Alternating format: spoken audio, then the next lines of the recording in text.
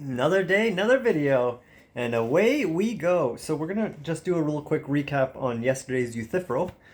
Um, so I just wanted to so we're talking about like the tension between the historical tension between piety, reason, and idealism.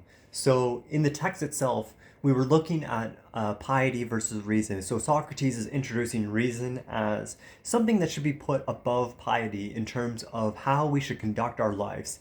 And Euthyphro is just such a great example of this because he's the one who is looking to convict his father of murder. And even if like even if we agree with Euthyphro, we still have this sensibility within us, even in our modern sensibilities, to say, hey, maybe we shouldn't be doing that. Hey, maybe we should defend our father and we should protect our family relatives from such harms as the violence caused by the state in terms of what that would mean for him. And so, but there's also idealism which can creep in as well. And so this really doesn't get fleshed out until we see Plato start to look at how best then, if Socrates is looking how best to live your life, which is going to be talked about today in the Apology, um, then we also need to realize that the ultimate end goal of reason then is to work towards some sort of goal. And this is where idealism can creep in because we start having lofty ideas about what the ideal state can look like. And this is really the root and the foundation of where idealism comes from because we're all trying to chase what try to figure out and trying to chase a better society, a more perfect utopia, um, or just improvements on society. And this is where we go from our religious sentiments all the way over to you can see socialism and even other political parties or political agendas go further than that. And and it's really interesting. We're at a very interesting point in time in history now because we have Donald Trump, and so I think he is such an interesting character. So throughout the entire history of Western society, there's been this deliberate tension between reason and piety, reason and religion, whereby since the introduction of Socrates, he's been pulling at the threads of religion, trying to pick apart what is actually good about it and what we might need to actually change. Um, and so this all culminates up until the present day where we see from the 1950s to present we saw religious rates in North America specifically and also in Europe go from the 1950s where everybody was religious, specifically the Abrahamic faith uh, in all its denominations, go from 95% down to 33% in in modern times, and even in um, that's 33% in Gen Z. So of course, people are still spiritual to some extent, but the formal institution of religion is collapsing at an alarming rate over the past 75 years. And so a, some of the commentary that I've been listening to recently is depicting Trump as religion's last stand. And so we see this um, over exuberance towards Trump because he's representing a way of life that quite frankly no longer exists. He's trying to defend these values and these traditions and these norms which are just not not reflective of the way a lot of younger people think or a lot of the ways that the the trend lines are going. And I think a lot of people who support Trump see these trends and see them as dangerous and that they need to do everything possible to be able to try to reverse these trends as much as possible. Uh, but from but when just looking at the data, it's just it seems inevitable that number one, Trump will fail, and number two, that we will then move on to a new era. And it seems like this is part of the reason why Obama is hated so much because he really represents the turning of the page, the hope of what could be, where you have this highbrow intellectualism, um, coupled with this like strong leadership and compassion and empathy. Of course, Obama had his mistakes and like he did things that were not great, let's say. Like specifically like the one common criticism I hear a lot of Obama is his use of drones in modern warfare. And like the dehumanization of war in general has had a profound impact on how we conduct operations in general. Uh, but yeah, it also kind of remains to be seen on what comes next because although Obama represents one possible narrative of a future, it's not it's really not up to him to provide that direction. It's up to the next generation to really, once we start moving into this post-Christian future, or really a, more respectfully speaking, it would be a better version of the separation of church and state. Once we get into that kind of realm, it's up to the next generation, up to my generation, to set that vision of what comes next and how our political communities can improve from here. And so that's really the lens that we need to be looking at philosophy and political science through, is how then can we look at these texts and look at what is being said from all the way back from Socrates and working through to present day to see how we can apply these lessons to current day problems, to see how we can better chase that utopic vision of a better society in general. And so that's kind of the lens I like to look at all of philosophy and political science through. How can we make things better? Number one, and right out of the gate, we just know that like purchasing power was way better back in the 1950s. People had the power and the freedom by having that the purchasing power to be able to do what they wanted. They could buy a house, they could raise a family, they could have as many kids as they wanted. Uh, all of those like family rights have basically been stripped away because there simply isn't the economic freedom to be able to do those things. And I think obviously that's a core foundation of what we are going for, but also once we set out that vision, the idea of politics is to fade into the background to allow people to live and then to really just be the the strong silent voices in the background that are, although they are speaking constantly. Because one thing I did learn from one thing one of my professors in university would say quite frequently, a leader is the one who speaks. And that's kind of a he always talked about it as a First Nation leadership principle. He studied a lot of First Nation communities in South America and would often like look at the and use like North American First Nation communities as comparables to see like the contrasting differences between them. And one of the lessons that he pulled out quite clearly and would repeat back to us continuously was that a leader is the one who speaks, and the one who speaks the right things. They're not always necessarily the one who is listened to, but they are the one who speaks the truth and continues speaking the truth even when no one is listening. And so that's kind of part of the goal of this as well, and to really emphasize that like number one, a leaders need to have integrity. Number two, leaders need to be the ones who are speaking constantly. And number three, they need to be setting a vision for the future that promotes and promotes betterment to our political communities. And that's kind of the foundation. But if we're not engaging with core texts, if we're not looking to new ideas, then the idea that someone could be a political leader and not be continuously studying and not be searching continual improvement within themselves first, then they stand no chance at betterment for the political community. So that's kind of my beginning philosophy for how I'm starting to approach these texts and how I want to continue forward in that vein. So getting to the text here today, we're going to be looking at the Apology of Socrates, um, which this is where he is. So Euthyphro was taking place just before he was on trial. The Apology is his defense. So apology is also kind of a legal term which is to mean the defense of Socrates. So this is where he's being put on trial and has to give a defense of himself. So we'll read the introduction first, and then we will carry on from there.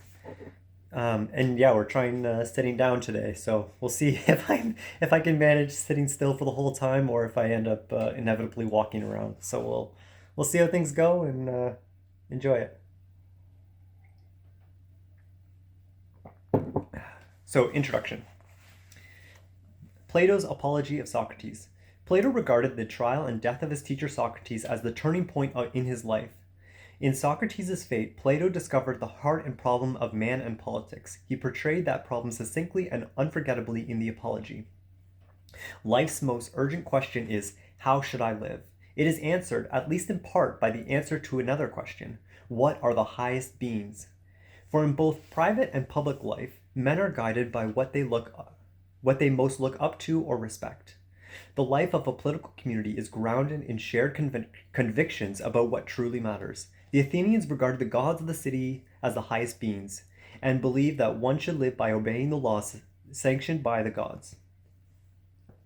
Socrates, however, cannot accept that the city's answers to these questions, for he has examined conventional opinion and found it incoherent or otherwise wanting, and he knows that he himself does not possess adequate knowledge about the important things.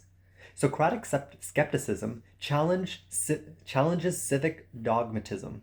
In light of Socrates' lifelong search for knowledge about the highest questions, the city's supposed certitudes come to sight as obstacles standing in the way of genuine education. Convictions that citizens hold to be final are merely beginning points for Socratic inquiry. On first reading, the Apology of Socrates appears not merely to endorse but to celebrate his Socratic way of life. We see the noble seeker of truth beset by the envious, narrow-minded ignorance of his fellow citizens, yet a closer reading belays that first impression, at least in part. The Apology consists of 3 speeches, of which the first and longest is Socrates' formal defense before the jury. The first speech has 5 parts: preface on his manner of speech, response to charge of the first accusers, response to charge of present accusers, digression on his way of life, and conclusion on his nobility and justice. Preference. Number 1, preference. Preface. Socrates begins by contrasting his own disorderly, unattractive, but truthful speech with his accuser's beautiful, well-ordained, persuasive, but false speech. Socrates seems to suggest that truthful speech cannot be persuasive speech, or, in other words, that which is true can never be shared by many men because it cannot be presented convincingly to them. Socrates implies that he is doomed from the start because of his unbridgeable gulf between the philosopher and his community, between the one who knows the truth and the many who follow beautiful and persuasive falsehoods. This is the human predicament of which the trial is an exemplary instance. The truth-telling philosopher will inevitably be hated by the many, while the ignorant many will inevitably be misled by untrue imaginings. Number 2, response to the first accusers. This predicament is elaborated in the body of the speech. First, Socrates recalls the old slander told about him, now widely believed, according to which Socrates is a busybody who investigates the things of the heaven and under the earth, who makes the weaker argument the stronger, and who teaches others the same things. The first charge against him is that as long as it's been spread about him, he says, especially by the comedy of Aristophanes, which means he means the clouds, which we'll be covering on Thursday. Socrates simply denies that he has any share in such celestial or subterranean inquiry. He does not deny that he has pursued such studies when he was younger. On the day of his death, he confesses that he did.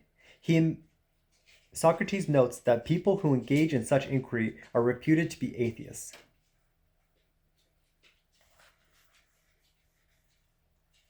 As to the rest of the first charge, Socrates is silent, except to deny that he teaches for pay. These denials are obviously not convincing to the jury. Why then, if Socrates is innocent, do people say that these things about him? Socrates answers this objection by telling a story about the Delphic oracle. Delphic oracle. A story that seems to be new to the jury. In answer to a question put by Socrates' companion Chaerephon, the oracle once declared that no one was wiser than Socrates. At first, Socrates thought it likely that the oracle was wrong, so he began to converse with those reputed to be wise in order to gather evidence to refute the oracle. He examined the politicians, poets, and artisans and found that they were almost completely ignorant, and that all thought they knew things, especially the greatest things, but in fact they did not know them. Since Socrates was at least aware of his own ignorance, he ranked himself above them in wisdom. Socrates thus moved from being almost in opposition to the god's oracle to being its firm supporter. One should note, however, that Socrates' support of the city's gods in this instance is based entirely on his reasoned testing of the oracle. Socrates accepts revelation not on divine authority and not because it is supported by the laws, but only insofar as it passes the test of reason.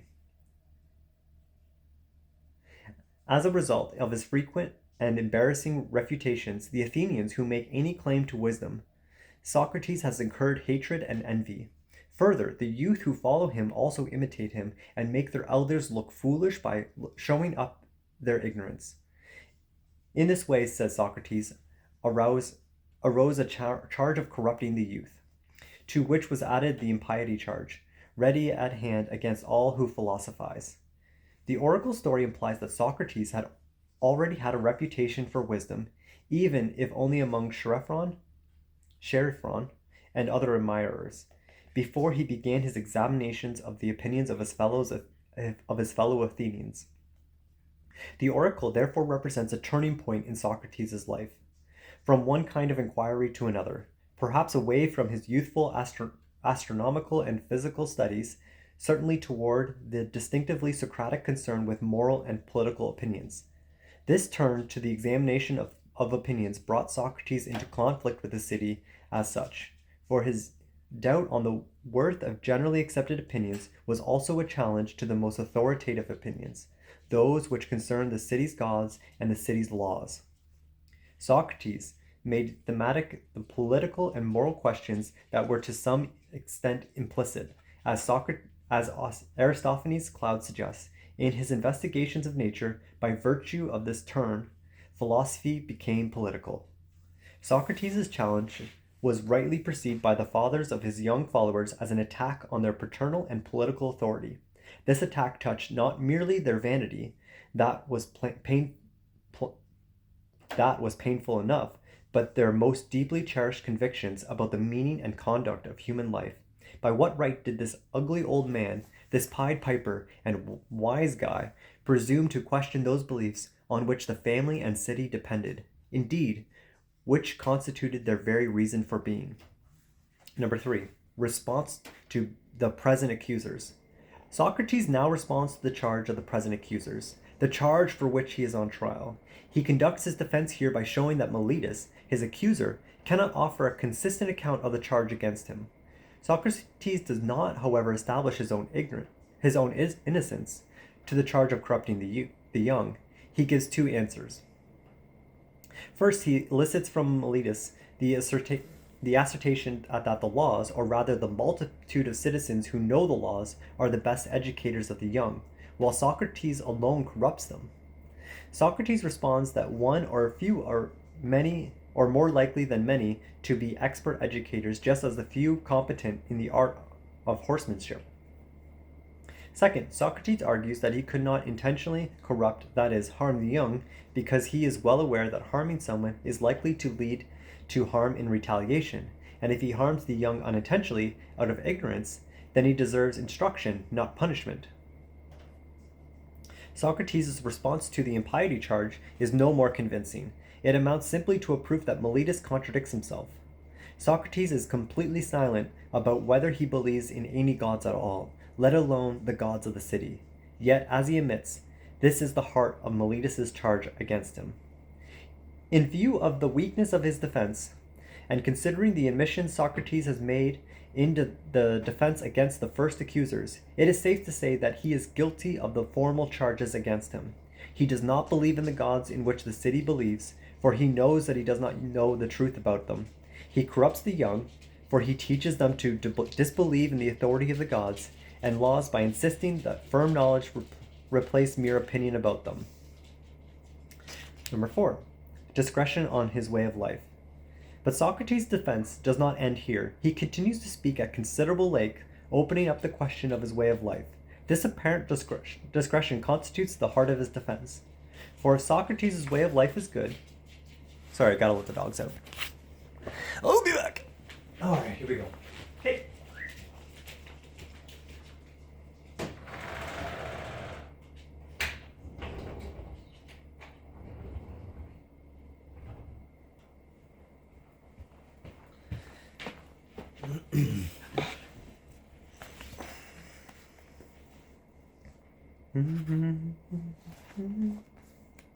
Okay.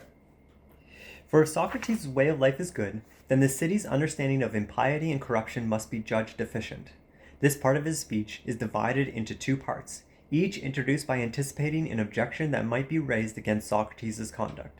The first part shows Socrates in his role as public man, the savior of Athens. The second explains why Socrates remains a private man who stays out of politics. The first part.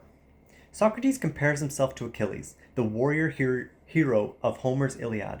Like Achilles, Socrates defies death on behalf of what is right and just. But here the resemblance ends.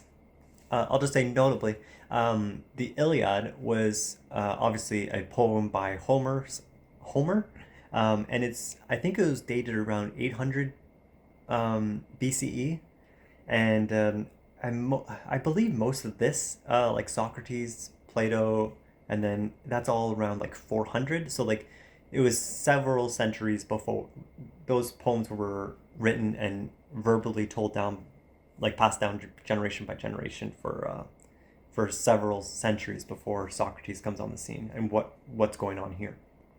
Okay. But here the resemblance ends. Silly dogs.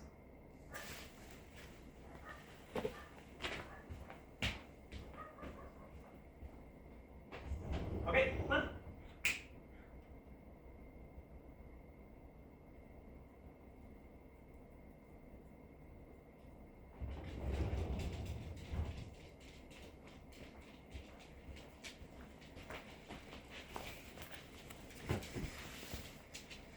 Okay, where were we?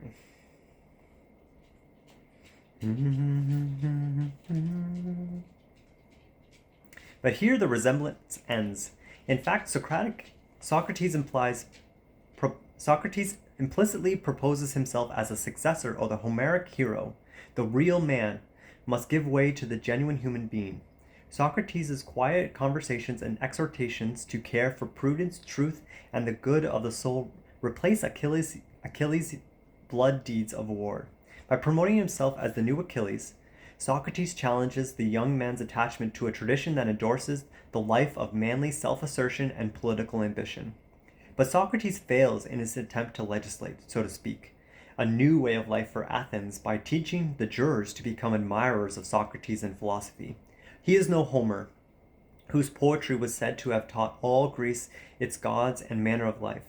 When the Athenian jury shouts out its protest against Socrates' claim, he implicitly concedes his defeat by revising his heroic comparison of himself to the demigod Achilles. Now he is a mere subhuman gadfly, an irritating pest who bites the horse which is Athens, serving it ceaselessly by waking it up from its lethargic slumber. In the second part of his account of his way of life, Socrates says that he stays out of politics because of the warning of the daemonic voice which has come to him from childhood on. He obeys the voice because he has always found it to be correct in its warnings. He says he would long ago have been killed if he had been actively participated in political life, since those who publicly fight for justice always perish. Socrates recalls the trouble he got into by opposing unjust measures of the democracy and later of the 30. As for his supposed students, he claims he never taught anyone anything, as he is willing to converse openly with everyone, without pay. Such conversation is not pleasant, especially when it exposes the pretentious ignorance of those who claim to be wise. Number 5. Conclusion on his nobility and justice. Socrates concludes in his defense by refusing to appeal for pity. His refusal to appeal for pity. He will not bring his family into court, weeping and lamenting as others do. He calls this custom womanly and unjust. He implies that his own standards of justice and manly nobility are superior to those of the Athenian custom. Thus, he closes by denigrating the generally accepted opinions of the many, as he has done throughout his speech. The jury, composed of members of the many in question, votes him guilty. We may summarize this Socrates' strategy in the latter part of his defense speech as follows. Turning away from the formal charge against him, which he cannot escape, Socrates proposes a novel standard of justice by setting himself up as the exemplar of civic excellence. He presents his own philosophic care for virtue as superior to that of the traditional laws, for the laws are informed by the defective Achillean conception of human excellence. What is admittedly corruption of the young by the standard of the prevailing laws now comes to sight as education, or at least as an ingredient of education. In addition to this new approach to education, Socrates introduces a new view of the divine. Obedience to the god turns out to require a life of philosophy. Socrates himself as gadfly is a gift of the god to the city, and his daemonic voice, like a private Delphic oracle, elevates him to a stature greater than human. Socrates then redefines education and piety so as to render himself innocent of corruption and impiety. But if Socrates is to be held innocent indeed, he must succeed in refounding Athens by persuading the jury to accept the Socratic legislation. The verdict of guilty testifies to the failure of Socrates' political project. And since that project was intended only half seriously,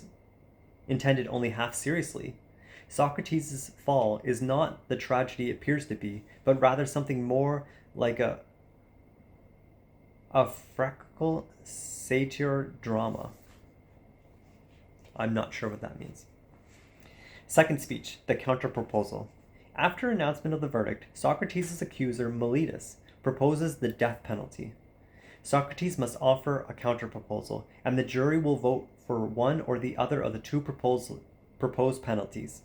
Socrates first proposes that he be given free meals for life in the Pythaeum, an ancient and sacred hearth of the city. This privilege is reserved for Olympic victors, outstanding generals, and other public benefactors, and representatives of families whose ancestors have performed great deeds for the city. Socrates claims to be such a benefactor because he makes the city not to seem but to be happy. Socrates' friends, however, call on him to withdraw this proposal, and they offer to be guarantors of a fine. Socrates proposes this fine, but the jury, perhaps angered by the blithe arrogance of his first counterproposal, votes for the death penalty. Socrates' proposal that he be publicly honored with a seat at the city's hearth is the appropriate culmination of the extravagant claims of his first speech. In light of his earlier failure to persuade the jury of his innocence, that proposal cannot but appear hubristic and boastful. The effrontery of this second speech is heightened by the fact that Socrates here drops his claim to divine authority and for his way of life. The daemonion is not even mentioned. In his second speech, frank logos supersedes the mythic pretensions of the first speech. Socrates now openly argues on the basis that only reasonable men can understand. He deserves honor because he makes the city happy, but he knows well that if he maintains that it is a very great good for a human being to make speeches every day about virtue, that Athenians will not be persuaded by him at all. By this remark, Socrates indicates that he knows the limits of reason, even while he is making the very speech wherein he asserts most bluntly his right to public honor because of his superior rational understanding of human life. Although he is aware that he is unreasonable to expect reason to be honored by the city, he demands it nonetheless.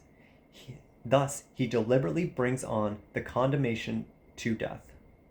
Brings on his condemnation to death.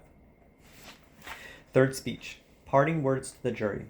In his third speech delivered before he is taken away to prison to await execution, Socrates speaks first to those who voted to condemn him.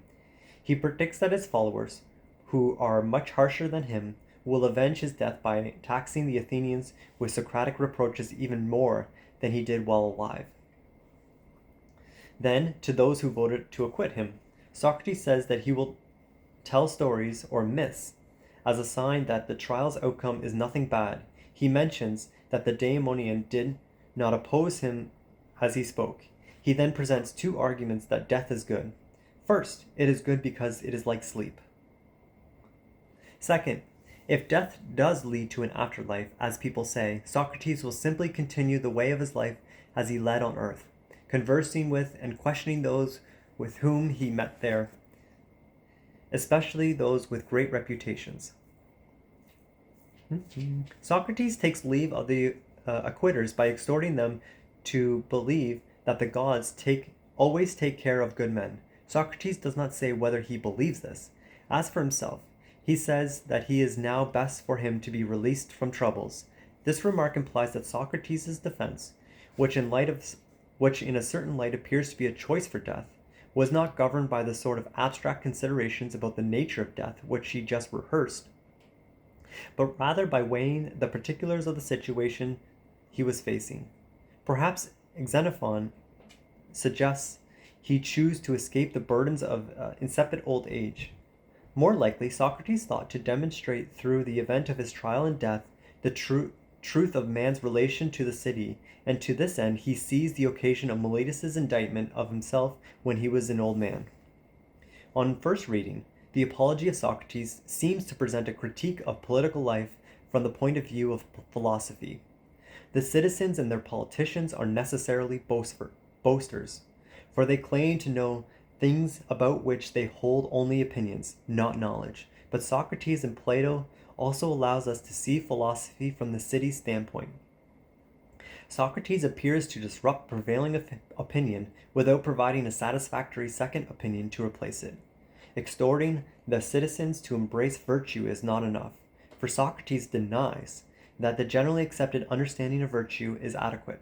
His ironic solution, that he replaces Achilles and Homer as a hero, and the poet of a new moral dispensation, instead turns out to be a profound posing of the problem. As Plato portrays it, Socrates' defense speech was a failure, but a deliberate failure. Plato published the Apology of Socrates, turns that failure into enduring success. Ever since, Socrates has served as the model of the nobility and justice of philosophy. The rhetorical achievement of Plato may lead one to doubt Socrates' apparent assertion that there is necessary opposition between truth and persuasion, justice and practical politics, reason and beauty. Plato's statesmanlike writing on behalf of Socrates undoubtedly went far to legitimize the philosophic life within the Greek cities and later throughout the West. Philosophy was now tolerated. In this respect, Plato attained the poetic and political eminence to which Socrates aspired, if only playfully, in his defense speech. Still, the example of Plato's satire hero never allows us to forget that the reconciliation between the city and man is always bought at the price of clarity about the deliverance between man's highest longings and the necessities of political life. Pretty compact stuff right there, and part of the reason why it's good to read a summary of it beforehand so that we can understand what's happening in the text when we actually start reading it. And so I do enjoy reading those to begin with so that we can get our minds wrapped around what's going to happen when we start reading the text. I'm just looking now how long it is. So the work is from page 63 to 97. So we're looking at about 34, 35 pages. And we're already 30 minutes in. It's going to be a long episode. All right.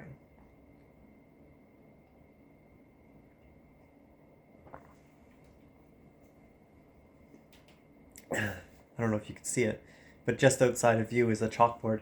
Solomon's counting down the days until April Fool's, so I've gotta pretend to be surprised then.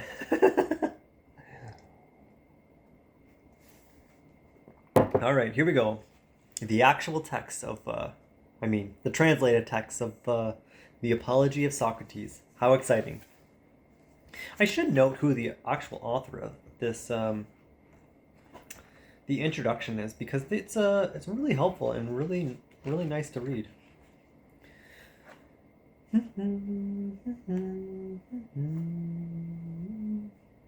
Cornell University Press. Who is? Translated with notes by Thomas G. West and Grace Starry West. Introduction by Thomas West. Thomas West is Paul Emmerich Potter and Professor of Politics at Hillsdale College. Associate Professor of Classical Studies at Hillsdale College. I have no idea where Hillsdale College is, but we appreciate you and your work. Okay. How you, men of Athens, have been affected by my accusers, I do not know. I wonder if there's a...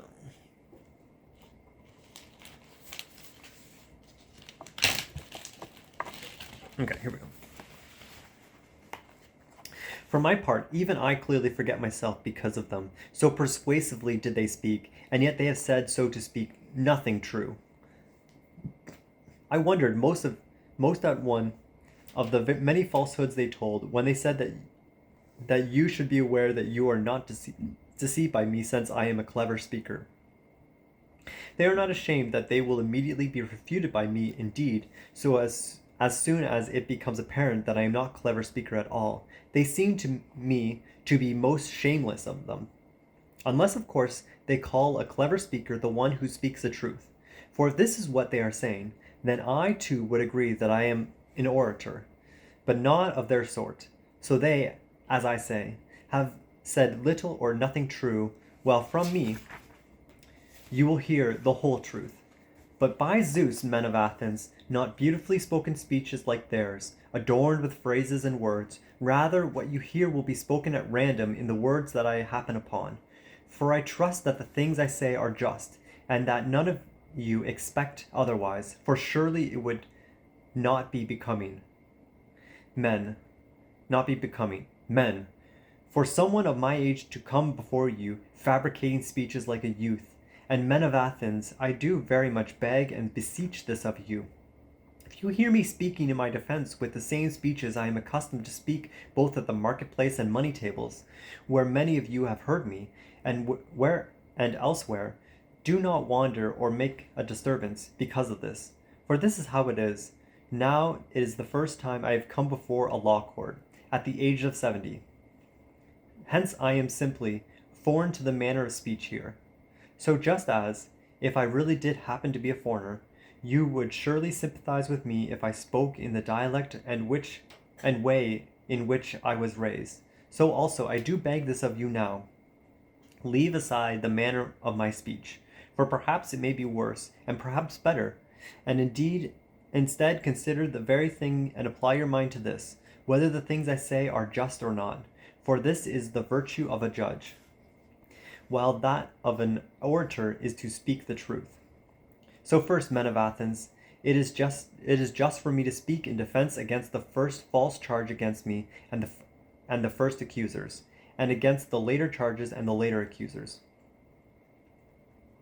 For many have accused me to you, even long ago, talking now for many years and saying nothing true, and I fear them more than Anytus and those around him, although they too are dangerous, but the others are more dangerous men. They got hold of the many of you from childhood, and they accused me and persuaded you, although it is no more true than the present charge. There is a certain Socrates, a wise man, a thinker, on the things aloft, who has investigated all things under the earth, and who makes the weaker speech the stronger. Those men of Athens who have scattered this report about are my dangerous accusers. For their listeners hold that investigators of these things also do not believe in gods. Besides, There are many of these accusers, and they have been accusing for a long time now. Moreover, they spoke to you at an age when you are most trusting, when some of you were children and youths, and they accused me in a case that simply went by default, for no one spoke in my defense. And the most unreasonable thing of all is that it is not even possible to know and to say their names, unless a certain one happens to be a comic poet. Those who persuaded you by using envy and slander, and those who persuaded others after being convinced themselves. All of these are more difficult to get at, for it is also not possible to have any of them come forward here and to refute them. But it is necessary for me to simply speak in my defense, as though fighting with shadows and refuting with no one to answer. So you too must deem it to be as I say, and that there have been two groups of accusers, the ones accusing me now, and the others long ago of whom I speak. And you must also suppose that I should first speak in the defense against the latter, for you heard them accusing me earlier, and much more than these latter ones here. Well then, a defense speech must be made, men of Athens, and an attempt must be made in short time to take away from you this slander, which you acquired over a long time. Now I would wish that it may turn out like this, if it is in any way better both for you and for me, and that I may accomplish something by making a defense speech. But I suppose this is hard, and I am not at all unaware of what sort of thing it is. Nevertheless, let us proceed in whatever way is dear to the gods, but the law must be obeyed, and a defense speech must be made. So let us take up from the beginning what the accusation is, in which has risen the slander against me, which in fact is what Meletus trusted in when he brought this indictment against me. Well then, what did the slander say to slander me? Their sworn statement, just as though they were accusers, must be read. Socrates does injustice, and is meddlesome, by investigating the things under the earth and the heavenly things, and by making the weaker speech the stronger, and by teaching others the same things. It is something like this, for you yourselves are also used to see these things in the comedy of Aristophanes. A certain Socrates was carried around there, claiming that he was treading on air, and spouting much other drivel about which I have no expertise, either much or little. And I do not say this to dishonor this sort of knowledge, if anyone is wise in such things. But in fact I, men of Athens, have no share in these things. Again, I offer the many of you as witnesses, and I maintain that you should teach and tell each other, those of you who have ever heard me conversing. And there are many such among you. Tell each other then, if any of you heard me conversing about such things, either much or little. And from this you will recognize that the same holds also for the other things that the many say about me. But in fact, none of these things is so. And if you have heard from anyone that I attempt to educate human beings and make money from it, that is not true either, though this seems to me to be noble. If one should be able to educate human beings, like Gorgias of Lentoni, and Prodrus of Sessos, and Hippus of Elis, for each of them men is able, going into each of these cities, to persuade the young who can associate with whomever of their own citizens they wish for free. They persuade these young men to leave off their associations with the latter, and to associate with themselves instead, and to give them money, and to acknowledge gratitude besides. As for that, there is another man here, from Paros, a wise man, who I perceived was in town. For I happened to meet a man who was paid more money to sophists than all others, Callias, the son of Hipponicus. These names. So I questioned him. Callias?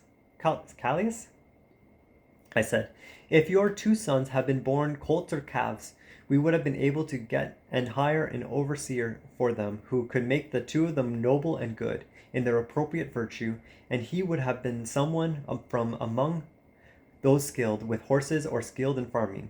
But as it is, since they are two human beings whom do you have in mind to get as an overseer for the two of them? Who is knowledgeable in such virtue, that of human being and citizen? For I suppose you have considered it, since you possess sons. Is there someone, I said, or not? Quite so, he said. Who? I said. And where is he from, and for how much does he teach? Evenus, he said. Socrates from Parnos, 5 Mini. And I regard Evenus as blessed, even as blessed, if he should truly have this art, and teaches at such a modest rate. As for myself, I would be pluming, and priding myself on it if I had knowledge of these things. But I do not have knowledge of them, men of Athens. Perhaps then, one of you might retort, well, Socrates, what is your affair?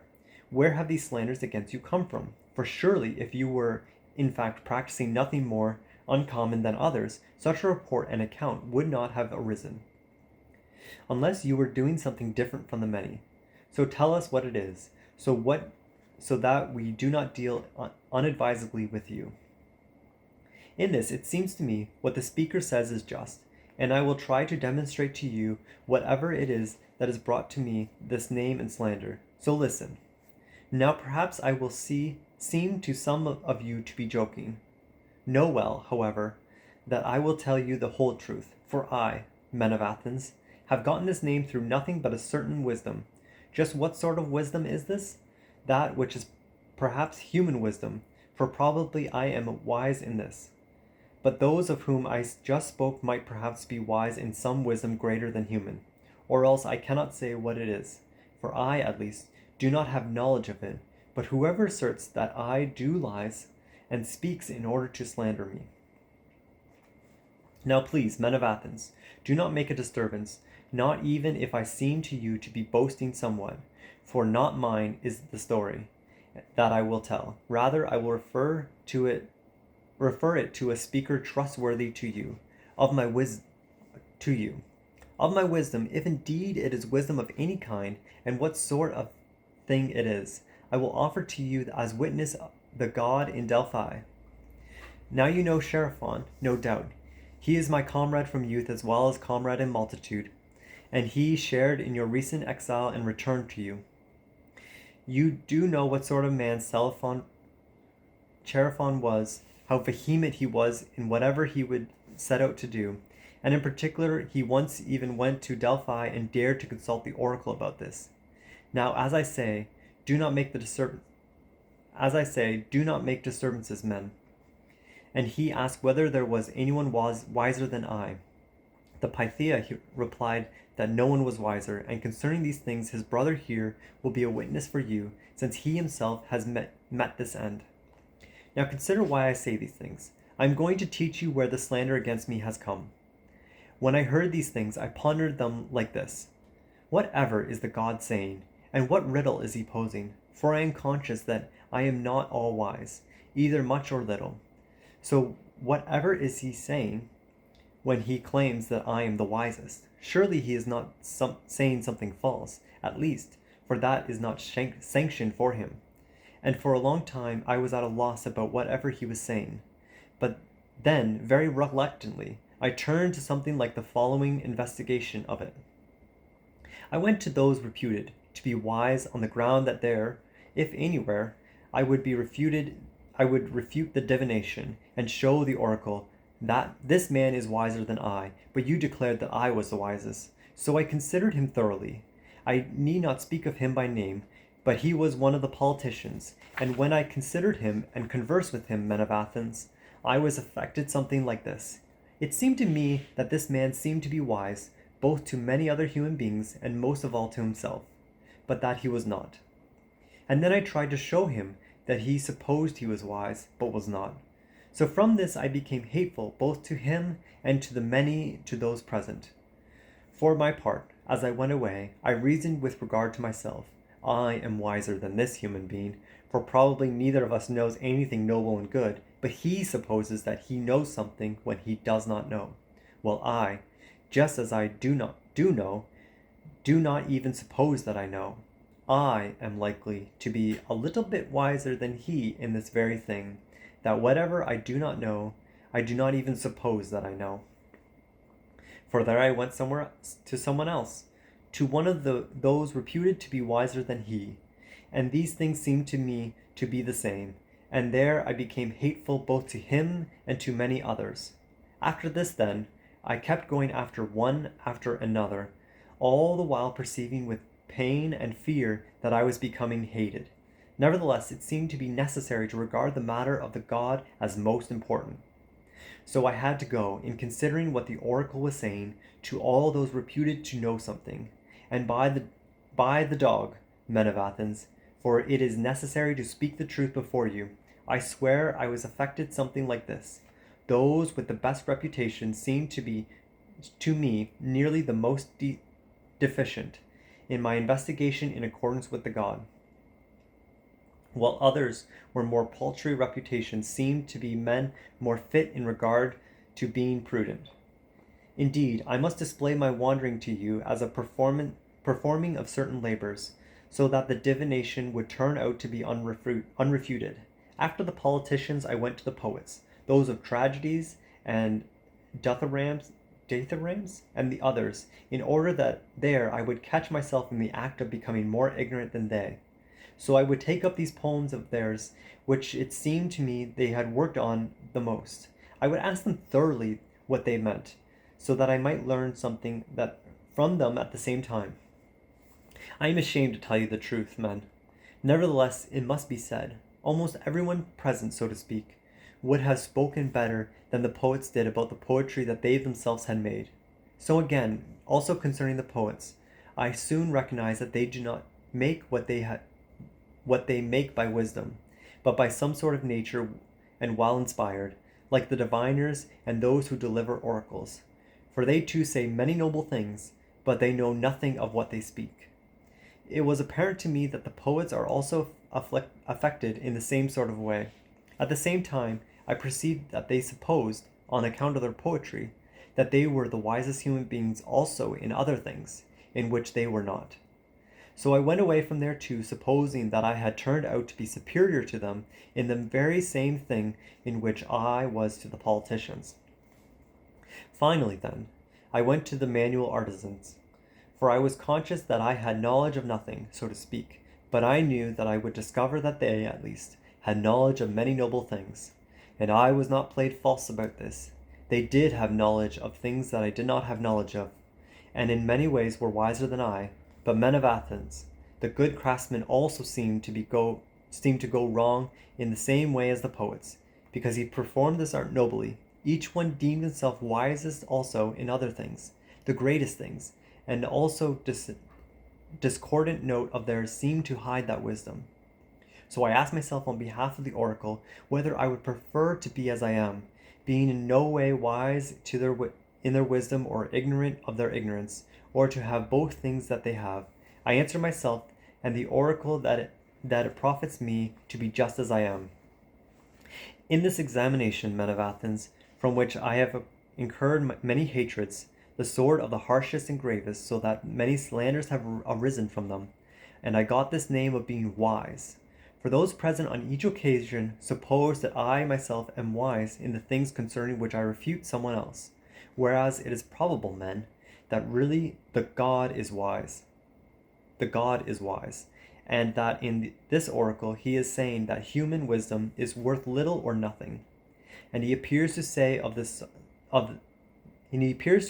of Socrates, and to have made use of my name in order to make me a pattern, as if he would say, that one of you, O human being, is the wisest, who, like Socrates, has become cognizant that in truth he is worth nothing with respect to wisdom.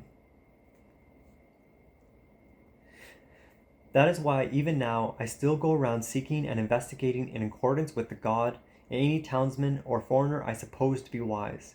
And whenever someone does not seem to be so to me, I come to the God's aid and show that he is not wise. And because of this occasion, I have had no leisure either to do any of the things of the city worth speaking of, or any of the things of my family. Instead, I am in 10,000-fold poverty because of my devotion to the God. In addition to these things, the young who follow me of their own accord, those who have the most leisure, the sons of the wealthiest, enjoy hearing human beings examined, and they themselves often imitate me, and in turn they attempt to examine others. And I suppose, they discover a great abundance of human beings who suppose they know something, but know little or nothing. Thereupon, those examined by them are angry at me, not at themselves, and they say that Socrates is someone most disgusting and that he corrupts the young. And whatever someone asks them, by doing what and teaching what, they have nothing to say, but are ignorant. So in order not to seem to be at a loss, they say the things that are ready at hand against all who philosophize, the things aloft and under the earth, and not believing in gods, and making the weaker speech the stronger. For I do not suppose that they would be willing to speak the truth, that it becomes quite clear that they pretend to know, but know nothing.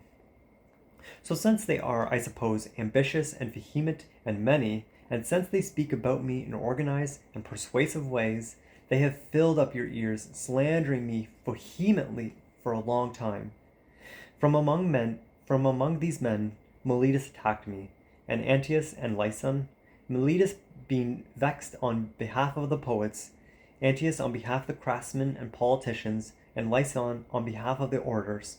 Therefore, as I said when I began, it would be a wonder to me if I should be able in this short time to take away from you this slander which has become so great. This is the truth for you, O men of Athens. I am hiding nothing from you, either great or small in my speech, nor am I holding anything back.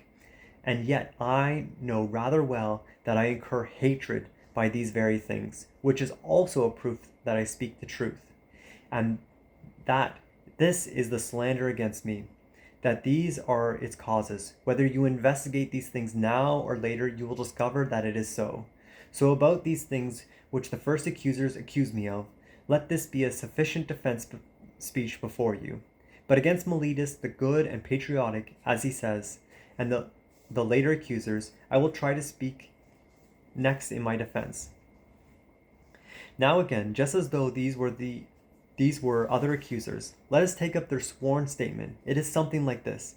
It asserts that Socrates does injustice by corrupting the young, and not by believing in the gods in whom the city believes, but in other daemonia that are novel.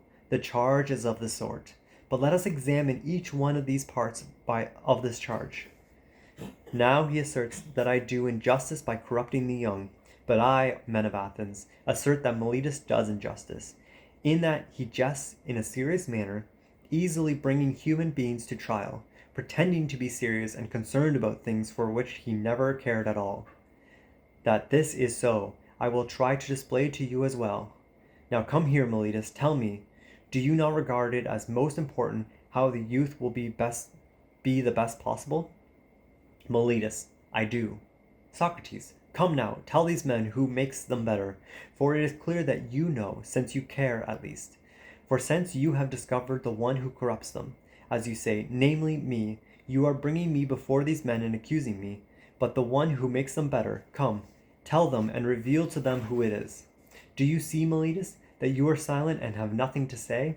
And yet, does it not seem to be shameful to you, and a sufficient proof of just what I say? That you have never cared. But tell me, my good man, who makes them better? Meletus, the laws. Socrates, but I am not asking this, best of men, but rather what human beings it is who knows first of all this very thing, the laws? Meletus, these men, Socrates, the judges. Socrates, what are you saying, Meletus? Are these men here able to educate the young, and do they make them better? Meletus, very much so. Socrates, all of them, or some of them, and some not? All of them. Well then, by Hera, and you speak of great abundance of benefiters. What then, do the listeners here make them better or not? Meletus, these two. Socrates, and what about the councilmen? Meletus, the councilmen too. Well, Meletus, then surely those in the assembly and the assemblymen do not corrupt the youth, or do all those two make them better? Those two. Then all the Athenians, as it appears, make them noble and good except me, and I alone corrupt them. Is this what you are saying? I do say this most vehemently. Socrates, you have charged me with a great misfortune. Now answer me. Does it seem to you to be also concerning horses, that all human beings make them better, is one certain one is the corrupter? Or is it wholly opposite to this, that one certain one is able to make them better, or very few, those skilled with horses, while the many, if they ever associate with horses and use them, corrupt them? Is this not so, Meletus, both concerning horses and of other animals? Of course it is also so, whether you and Antius deny or affirm it. For it would be a great happiness for the young if one alone corrupts them, while the others benefit them. But in fact, Meletus, you have sufficiently displayed that you never yet gave any thought to the young, and you are making your own lack of care plainly apparent, since you have cared nothing about the things which you bring me here, for which you bring me in here. But tell us further, Meletus, before Zeus, whether it is better to dwell among upright citizens or villainous ones. Sir, answer, for surely I am asking nothing hard. Do not the villainous do something bad to whomever they are nearest to them, while the good do something good? Meletus, quite so. Socrates, is there anyone then who wishes to be harmed by those he associates with, rather than to be benefited? Keep answering, my good man, for the law orders you to answer. Is there anyone who wishes to be harmed? Meletus, of course not. Socrates, come then, do you bring me in here saying that I voluntarily corrupt the young and make them more villainous, or involuntarily? Meletus, voluntarily, I say. Socrates, what then, Meletus? Are you so much wiser at your age than I at mine, that you have become cognizant that the bad always do something bad to those who are closest to them, and the good do something good? Whereas I have come into so much ignorance that I am not even cognizant that I ever do something wretched to my associates. I will risk getting back something bad from them, so that I do so much bad voluntarily as you assert. Of this I am not convinced by you, Meletus, nor do I suppose as any other human being. But either I do not corrupt, or I do corrupt. I do it involuntarily. So in both cases, what you say is false. And if I corrupt involuntarily, the law is not that you bring me in here for such involuntary wrongs, but that you take me aside in private to teach and admonish me. For it is clear that if I learn, I will at least stop doing what I do involuntarily. But you avoided associating with me and teaching me, and you were not willing to, but instead you brought me in here, where the law is to bring in those in need of punishment, not learning. But in fact, men of Athens, what I was saying is already clear, that Meletus never cared about these things, either much or little. Nevertheless, speak to us. How do you say that I corrupt the youth, Meletus? Or is it clear, according to the indictment that you brought, that is by teaching them not to believe in the gods in whom the city believes, but in other daemonia that are novel? Do you not say that it is by teaching these things that I corrupt them? I certainly do say this most vehemently.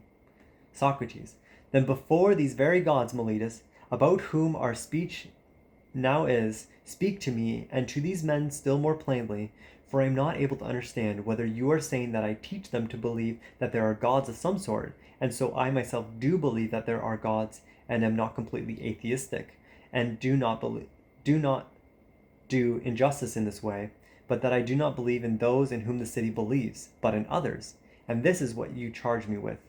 But I believe in others, or do you assert that I myself do not believe in gods at all, and that I teach this to others? Meletus, this is what I say, that you do not believe in gods at all. Socrates, wondrous Meletus, why do you say this? Do I not even believe, then, that the sun and moon are gods, as the other human beings do? Meletus, no, by Zeus, judges, since he declares that the sun is stone and the moon is earth. Socrates, do you suppose that you are accusing Anaxagoras, my dear Meletus? And do you so much despise that these men hear and suppose that they are so inexperienced in letters that they do not know the books of Anaxagoras of Clazomenae? are full of these speeches? Moreover, do the young learn these things from me, when it is sometimes possible for them to buy them in the orchestra for a drachma? If the price is very high, and then to laugh at Socrates if he pretends that they are his own, especially since they are so strange?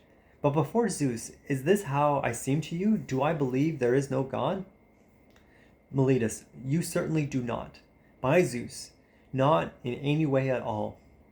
Socrates, you are unbelievable, Meletus, even as you seem to me, to yourself. What a sassy man.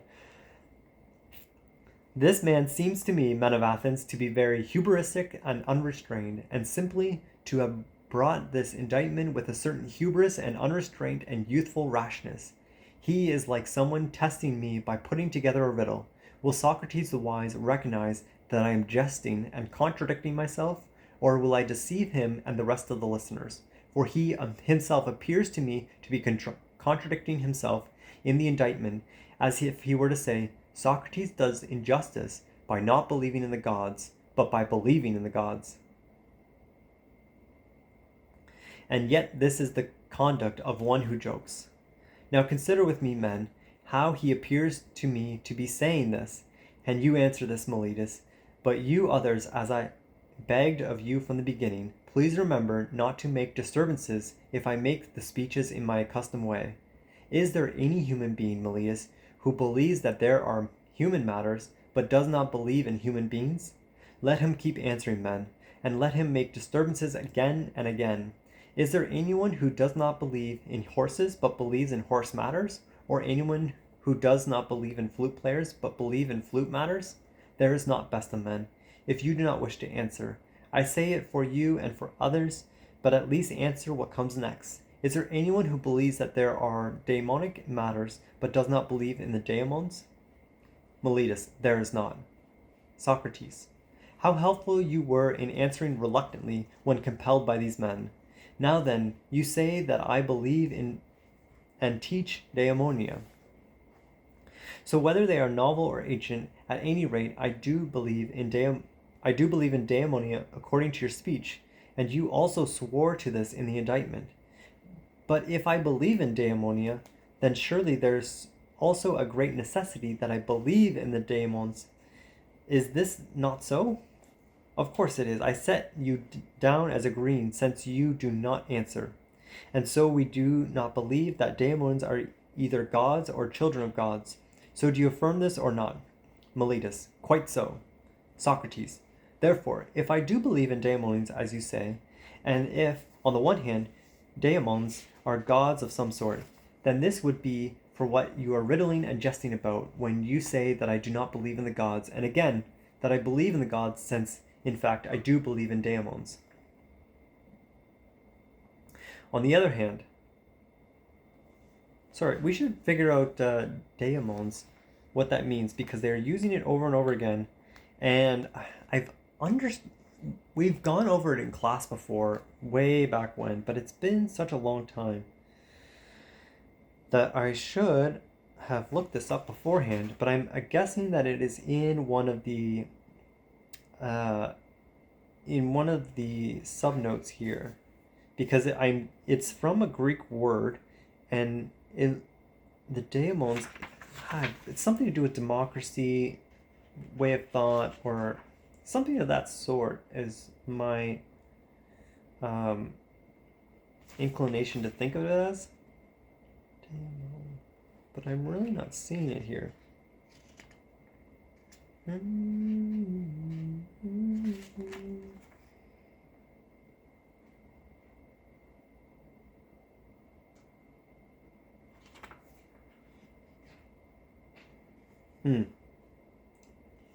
Okay. Daemonia, the neuter plural of the adjective daemonian, daemonic, may be translated daemonic things or daemonic beings, perhaps even divinities. The word has been left untranslated wherever it is used as a substantive in order to leave open what the daemonics in question may be. As an adjective, it will be translated daemonic. For Socrates, the daemonic seems to be the realm which the divine, the gods, and the merely human, a daemon, as explained in 27 DE, is a being half divine and half human. Oh, so something that has a nature in both the divine and the human. So that's, or in the physical world. So it's like this humans being caught up in between these, between two worlds. It's kind of, just see if there's any other footnotes worth reading out here.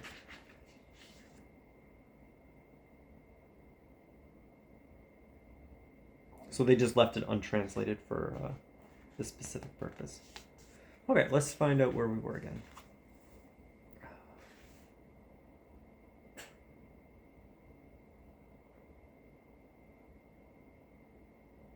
Okay. I'm going to restart this paragraph, I guess.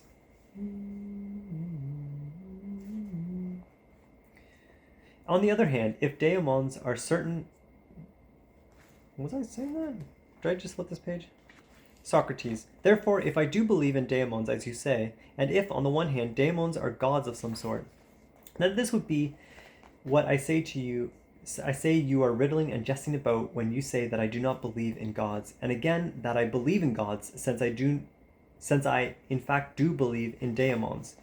On the other hand, if daemons are certain bastard children of gods, whether from nymphs or from certain others, of whom it is also said that they are born, then what human being would believe that they are children of gods, but no, not gods? It would be as strange as if someone believed in children of horses or asses, mules, but did not believe that there are horses and asses. But Meletus, there are no way that you did not bring this indictment either to test us in these things, or else because you were at a loss about what true injustice you might charge me with. There is no device by which you could persuade any human being who is slightly intelligent that it is not part of the same man to believe in both daemonia and divine things, and further that the same man believes in neither daemons nor gods nor heroes. But in fact, men of Athens, that I do not do injustice according to Meletus's indictment, does not seem to me to require much of a defense speech. But even this is sufficient. But what I was saying earlier, that I have incurred much hatred, and among many men know well that this is true, and this is what will convict me, if it does convict me, not Meletus or Antius, but slander and envy of the many. This has convicted many other good men too, and I suppose it will convict me, and there is no danger that it will stop me, and that it will stop with me. Perhaps then, someone might say, then are you not ashamed, Socrates, of having followed the sort of pursuit from which you now run the risk of dying? I would respond to him with a just speech. What you say is ignoble, fellow.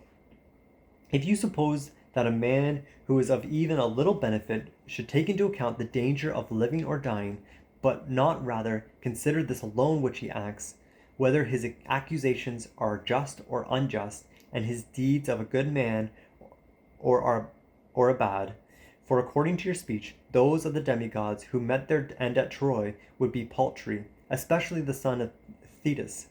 Rather than endure anything shameful, he despised danger so much that when his mother, a goddess, spoke to him as he was eager to kill Hector, something like this, as I suppose: Son, if you will avenge the murder of your comrade Patroclus and kill Hector, you yourself will die, for straightway, she says, after Hector, your fate is already at hand. He, upon hearing this, belittled death and danger, fearing much more to live as a bad man and not to avenge his friends. Straightway, he says, may I die after I inflict a penalty on the doer of injustice, so that I do not stay here ridiculous beside the curved ships and burden on the land. Surely you do not suppose that he gave any thought to death and danger. This is the way that it is. This is the way it is, men of Athens, in truth. Whenever someone stations himself, holding that it is best, or wherever he is stationed by a ruler, there he must stay and run the risk, as it seems to me, and not take into account death or anything else compared to what is shameful. So I would have done terrible deeds, men of Athens, if, when rulers whom you elected to rule me stationed me in Podea and Amphipolis and at Delium. I stayed then where they stationed me, and ran the risk of dying like anyone else. But when the gods stationed me, as I supposed and assumed, ordering me to live philosophizing and examining myself and others, I had then left my station because I feared death or any other matter whatever. This is page 80 out of 93. Right? Okay. So we're getting there. Whew. Terrible that would be, and truly then someone might justly bring me into a law court, saying I do not believe that there are gods, since I would be disobeying the divination and fearing death. And suppose that I am wise when I am not.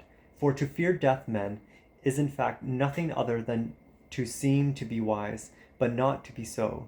For it is to seem to know that one does not know.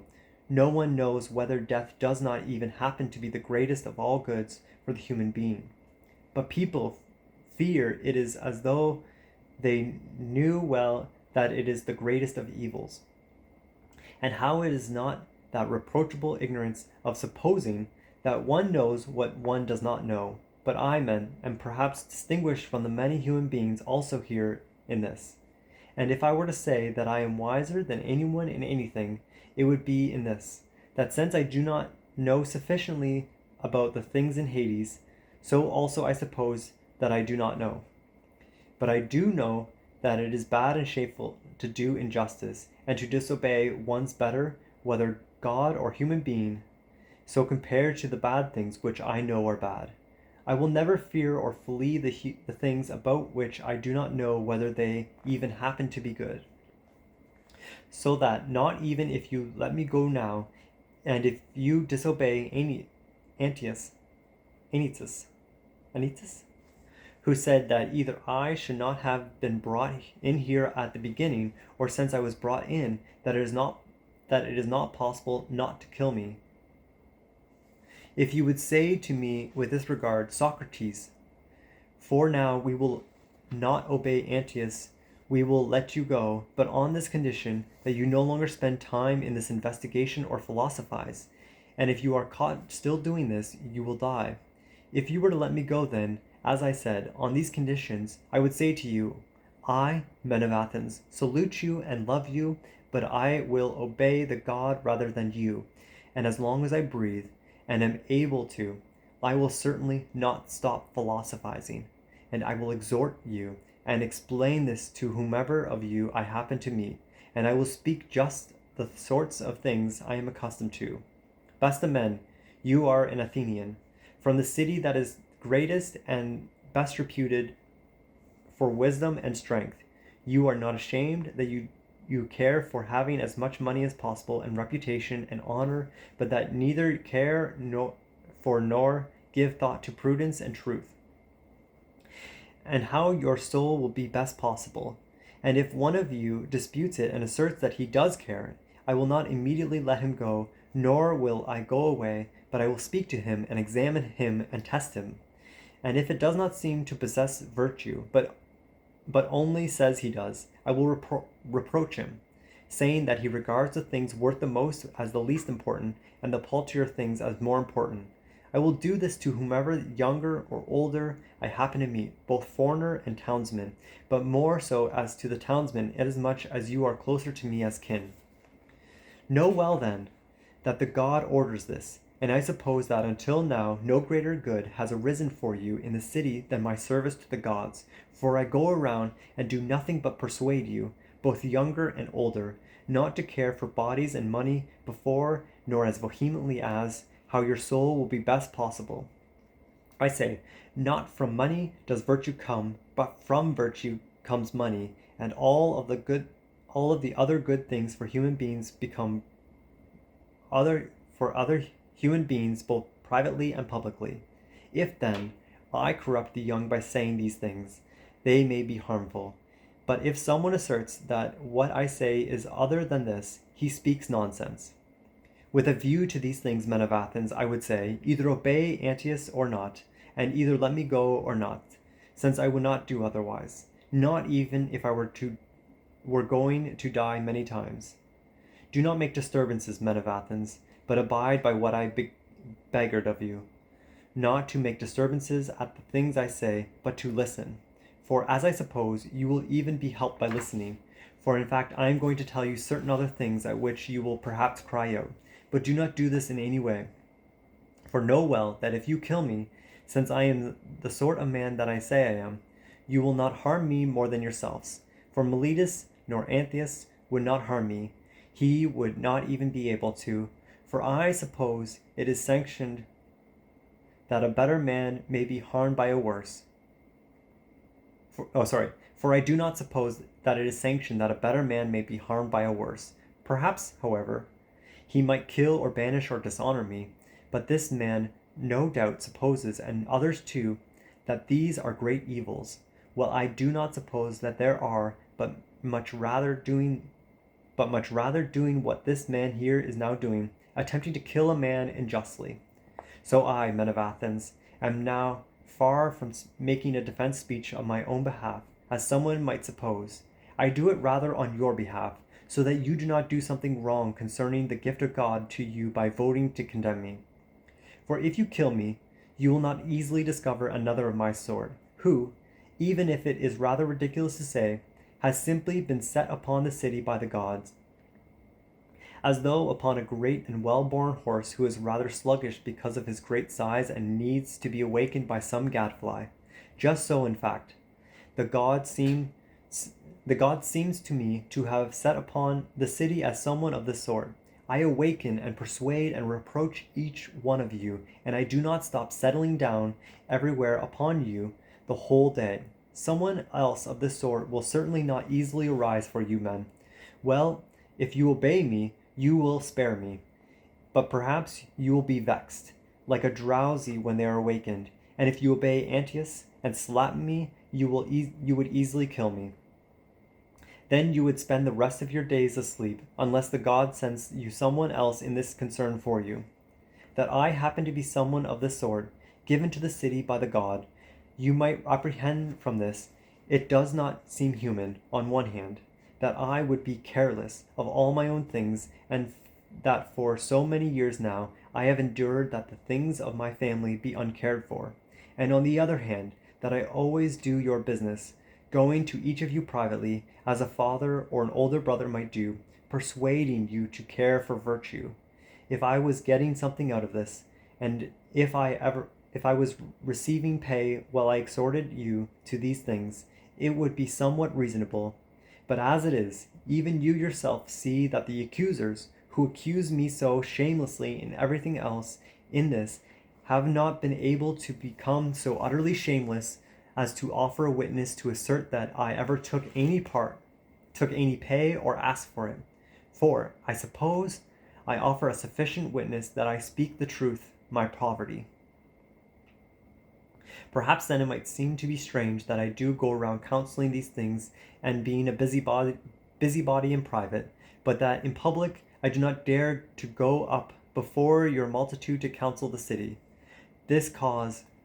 The cause of this is what you have heard me speak of many times and in many places, that something divine and daemonic comes to me, a voice, which of course is also what Meletus wrote about in the indictment, making a comedy over it.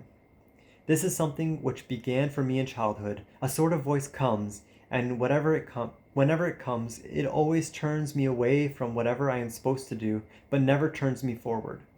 This is what opposes my political activity, and its opposition seems to me altogether noble. For know well, men of Athens, if I had long ago attempted to be politically active, I would long ago have perished, and I would have benefited neither you nor myself. Now do not be vexed with me when I speak the truth, for there is no human being who will preserve his life if he genuinely opposes either you or any other multitude, and prevents many unjust and unlawful things from happening in the city. Rather, if someone who really fights for the just is going to preserve himself even for a short time, it is necessary for him to lead a private rather than a public life. I, for my part, will offer great proofs of these things for you, not speeches, but what you honor, deeds. Do listen to what has happened to me, so that you may see that I would not yield even to one man against the just because of fear of death.